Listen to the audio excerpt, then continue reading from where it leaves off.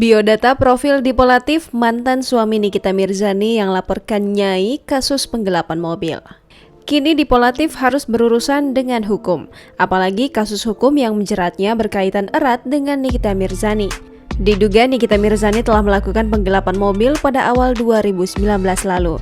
Dilansir tribusumsel.com, meski sempat ditutup, kasus dugaan penggelapan mobil mewah itu bakal diupayakan kembali dibuka oleh pihak Dipo Latif. Bak dihantam serangan kuat, Nikita Mirzani akhirnya bergidik dan berencana melaporkan balik mantan suaminya. Berikut ini profil Dipo Latif. Dipo Latif mempunyai nama lengkap Ahmad Dipo Ditiro Latif. Ia lahir di kota Jakarta pada tanggal 9 Januari 1973. Dipo Latif berprofesi sebagai pengusaha Indonesia.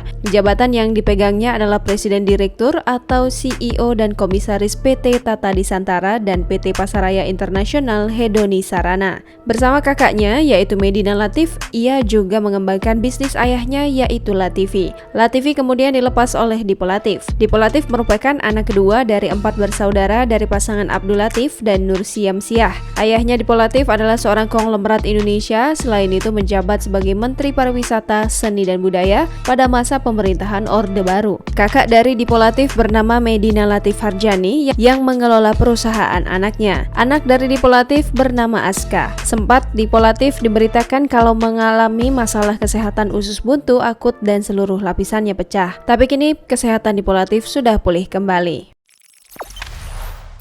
Jangan lupa subscribe, share, komen, dan like ya!